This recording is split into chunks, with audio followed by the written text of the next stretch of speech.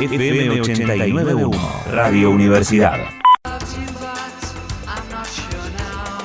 7 minutos pasaron de las 2 de la tarde, seguimos aquí en la continuidad de Radio Universidad. Y el fin de semana fue un día importante porque fue el Día Internacional de las Enfermedades Poco Frecuentes y también es un tema del que poco sabemos. Así que se nos ocurrió hablar con una especialista en el tema y la tenemos en línea a Luciana Escati Peñalosa, que es directora ejecutiva de FADEPOF, que es la Federación Argentina de Enfermedades Poco Frecuentes. ¿Cómo estás, Luciana? Buen día, buenas tardes. Buenas tardes, ¿cómo estás? Bien, bueno, muchas gracias por atendernos. Un placer conversar con ustedes. Bueno, primero que nada, quiero preguntarte para que nos aclares un poquito y que nos abras un poquito el panorama. ¿De qué se tratan las enfermedades poco frecuentes? ¿De qué hablamos cuando hablamos de enfermedades poco frecuentes? Hablamos de un grupo de enfermedades que tienen una baja prevalencia. Eso significa que aparecen en pocas personas en comparación con la población general. Específicamente la ley 26689, que es una ley nacional sancionada en el año 2011, dice que son todas aquellas enfermedades que tienen una prevalencia de 1 en 2.000 habitantes con respecto a la población general. Entonces, lo importante es que esta definición es por la cantidad de personas que están afectadas, no por la rareza de la enfermedad en sí. Si bien hay muchas de estas enfermedades que, como parecen poco, se conocen poco, se ven poco en los consultorios y entonces aparecen grandes interrogantes sobre de qué se tratan, cómo son y demás cuestiones. Pero esto es importante resaltarlo, la prevalencia. Bien, hay una cuestión gramatical que tiene que ver con que, por ejemplo, cuando googleás, ¿no? Por ejemplo, el fin de semana que fue este día importante en conmemoración a este Día Internacional, se habla de enfermedades raras y después por otro lado tenemos esto de enfermedades poco frecuentes. ¿Está bien dicho, enfermedades raras? Está bien dicho, internacionalmente son rare disease y entonces en la traducción a nosotros nos quedan como enfermedades raras, pero como habitualmente cuando uno las menciona de este modo, la cara del otro que está escuchando es como que espera que una persona se presente con una situación rara. Entonces vimos que a lo largo del tiempo que la mejor definición o la mejor traducción sería enfermedades poco frecuentes, pero podemos tomarlo como que son sinónimos, estamos hablando de lo mismo. Bien, espectacular. Bueno, ahora te lo voy a llevar para otro plano y tiene que ver con que esta semana la mayoría, ¿no?, de los niños arrancaron, ¿no?, el colegio nuevamente después de todo este año pandémico de clases virtuales. Y me imagino que qué sucede con esta situación donde hay niños que tienen estas patologías de enfermedades poco frecuentes. ¿Qué sucede con los niños que ahora van a ingresar nuevamente a lo que es el sistema educativo, ¿no?, que renuevan sus clases? Si hay un protocolo, ¿cómo es esto? ¿Cómo se está organizando en este sentido? Nosotros desde la Federación tomamos la iniciativa de poder establecer recomendaciones. Obviamente son recomendaciones generales, después habrá que ver la particularidad de la enfermedad de base de cada uno de estos alumnos, sí. Pero a modo general hicimos ese trabajo con una médica para poder tener esa visión, por supuesto, médica, y también con psicóloga y una psiquiatra, porque era muy interesante ver en esta evaluación de cuánto le había impactado, ¿no?, psicológicamente a ese chiquito el hecho de estar alejado de las aulas. Y ahí fue donde vimos que en realidad teníamos que poder brindar la información que habíamos recabado, viendo que era necesario que estos chicos vuelvan a sociabilizar en un espacio como es la escuela, no solo por, obviamente, la parte académica, sino también de relacionamiento, porque esto había impactado muy fuerte en el alumnado. Entonces, básicamente hicimos estas recomendaciones donde vemos que, por supuesto, tiene un aspecto clave el hecho de siempre mantener el diálogo constante con el médico tratante para ver la enfermedad en sí, cómo está, si está estable y cuáles serían los cuidados, que a priori serían los mismos que el resto de la población, pero ver en la individualidad si es necesario alguna otra ayuda, ¿sí?, que haga falta para mantener ese diálogo también con el establecimiento educativo y ver cómo esta persona, este estudiante, puede volver lo más seguro posible a las aulas. ¿Estas recomendaciones varían según, por ejemplo, la enfermedad o se toman en general? Se toman en general porque cuando hablamos de enfermedades poco frecuentes, el abanico es muy amplio. Estamos hablando de algo así como 8.000 enfermedades poco frecuentes que están identificadas, con lo cual uno no puede hacer una recomendación única para todas, en especial cuando son enfermedades de estas que son muy complejas o que tienen síntomas relacionados a lo que ya conocemos que son de riesgo, como ser los efectos respiratorios o cardíacos. Entonces, es importante que esto se tome a nivel general y después la particularidad siempre se habla directamente con el médico tratante y obviamente con las autoridades del establecimiento educativo para ver cuál sería la mejor manera de volver a las aulas. Me imagino lo que debe también haber significado todo el año anterior con esto de la pandemia y las clases virtuales. Digo, sí, me imagino que deben ser ya complicado para un niño, encima sumarle esto, ¿no? De una enfermedad más poco frecuente, ¿no? Toda la problemática que eso conlleva. Exactamente, sí, la verdad que ha sido un año difícil para toda esta población, sobre todo porque hasta que los sistemas han logrado migrar a la parte digital o inclusive la propia población ayornarse a la nueva tecnología, ¿no? Para muchos la tecnología no era algo habitual, con lo cual fue bastante difícil.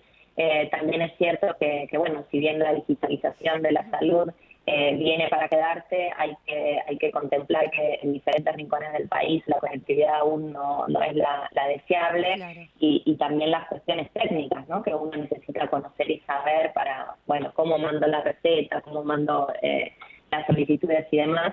Pero bueno, lo importante es ese trabajo que venimos haciendo también desde la sociedad civil y junto con las autoridades para intentar restablecer lo mejor posible todo ese vínculo con la parte médica y en especial cuando estamos charlando de la parte educativa. Y vos recién estabas haciendo referencia, digo, quizás no tiene mucho que ver con el tema educativo, ¿no? Pero estabas haciendo referencia a esto de, bueno, la dificultad que a veces tienen algunas familias para tener, por ejemplo, acceso a Internet o acceso a una computadora. Digo, el problema a veces también referido a lo económico. Digo, ¿es un problema que agrava aún más la situación o desde el Estado hay un Estado también presente en cuanto a la posibilidad de hacer los tratamientos con este tipo de enfermedades?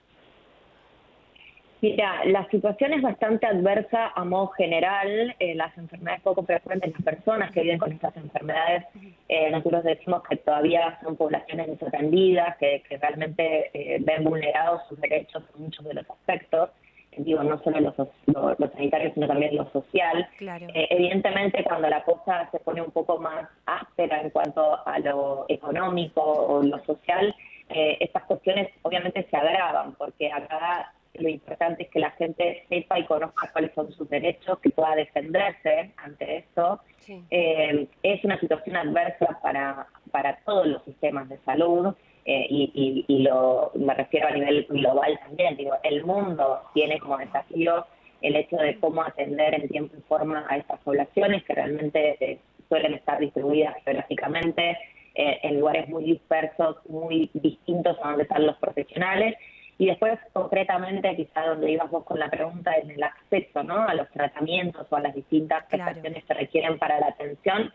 Lamentablemente sí, no se respeta esta ley 26689 que debiese respetarse. Ya vamos este año a cumplir 10 años sancionada la ley. Es una ley que está reglamentada, se ha creado un programa nacional dentro del Ministerio de Salud de la Nación que debería hace muchos años estar trabajando de modo articulado con las provincias. La realidad es que, bueno, por suerte este año vemos que se empieza a poner en valor este programa y esperemos de que realmente se haga explícito, ¿no? Este derecho a la salud que a veces lamentablemente solo se hace valer cuando uno judicializa la salud, pero que claramente no es la opción deseada para nadie, ni para el sistema y menos todavía para la ciudadanía, porque no todos tampoco tienen acceso a la parte judicial, ¿no? Sí, totalmente. Luciana, retomando un poco el tema educativo, vos cuando hablábamos sobre las recomendaciones hacías hincapié en esto, ¿no? Recomendaciones y no protocolos. ¿Por qué esas recomendaciones no construyen el protocolo? Que tengo entendido que las recomendaciones estas ya están desde febrero. No sé si estoy mal informada, te consulto a vos, pero digo, ya estamos en marzo, digo, ¿qué sucede con eso? ¿Por qué no se llevó a cabo, digamos, la reglamentación en el caso de armarlo como un protocolo, no? Sí, esto de los protocolos claramente es competencia de cada una de las jurisdicciones, por eso nosotros esto lo hicimos a nivel de recomendaciones. Habrá que ver también las particularidades de cada una de las ciudades y de los distintos establecimientos educativos, por eso no podemos decir que es un único protocolo, sino son recomendaciones a considerar, que tienen cuestiones que obviamente, lo que revisen es poder informar a la población, asegurarse que la información sea clara, que sea adecuada a la edad de cada uno de esos alumnos, que se mantenga una comunicación estrecha entre la familia y el establecimiento educativo, claramente también el rol del profesional de la salud cuando la enfermedad se complica, todo lo que tiene que ver también con espacios de escucha. Los chicos hoy se han acostumbrado a hablar del COVID y a hablar de un montón de otras cuestiones.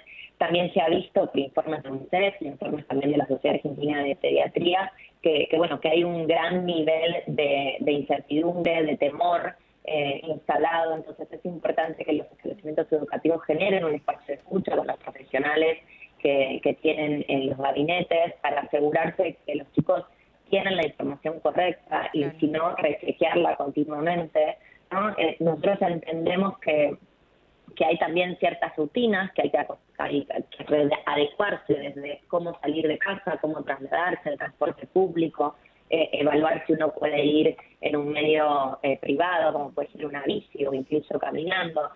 Son situaciones que nosotros las pusimos, negro sobre blanco para no olvidarse que son elementos que nosotros entendemos básicos que debe tener ese protocolo más allá de las particularidades que las autoridades sanitarias y educativas de cada jurisdicción establezcan, ¿no? A nivel provincial. Sí, por supuesto. Y también, planteando esto, ¿no? El tema de las recomendaciones y protocolos que ya de por sí implican, ¿no? Como una especie de esfuerzo también por parte, no de la familia, sino también del niño que esté ahí estudiando. Y pero qué importante es volver a clases, ¿no? Qué importante es volver a tener contacto con los compañeros en esos espacios donde vos recién hacías referencia, donde se genera la sociabilización, ¿no? Donde uno ahí está en contacto con el otro y se genera también tiene que ver con la salud. Eso. Absolutamente. Nosotros lo que vimos era que los espacios educativos, vuelvo a decirte, no solo la importancia académica, que la hay mucho, evidentemente, en cómo se tuvo que adaptar la educación en el pasado a algunas fugas, hubieron, ¿no? Pero sobre todo este ámbito de sociabilizarse, de también poder dialogar y trasladar emociones con toda la parte social y lo que nosotros entendemos también elemental, ¿no? De compartir entre pares en esos espacios lúdicos que muchas veces son los que permiten como distenderse, ¿no? Y salirse un poco de esa rutina de salud que claramente una persona con la enfermedad poco frecuente la tiene como casi constante. Entonces esos espacios de dispersión, de relacionamiento, los entendemos como fundamentales, como esenciales, y por eso nuestra postura con estas recomendaciones es que se debe considerar la vuelta a las aulas como una actividad esencial. Luciana, te agradezco muchísimo tu tiempo. A ustedes, gracias por el espacio. Hasta luego. Ahí estábamos hablando con Luciana Scati Peñalosa, que es directora ejecutiva de la Federación Argentina de Enfermedades Poco Frecuentes, que nos estaba contando un poquito porque el fin de semana fue el Día Internacional de enfermedades poco frecuentes. Entonces, ahí Luciana lo que estaba haciendo es aclararnos un poco el panorama. Creo que poco se habla de esto y es importante que todos estemos al tanto. Y cuando hablamos del regreso a las clases, hablamos del regreso a las clases para todos, ¿sí? Hablamos también del regreso a la clase de estos chicos que padecen también estas enfermedades. Así que es importante saber cada día un poquito más. Desde la Universidad Nacional de La Matanza, Radio Universidad FM 89.1. Siempre cerca.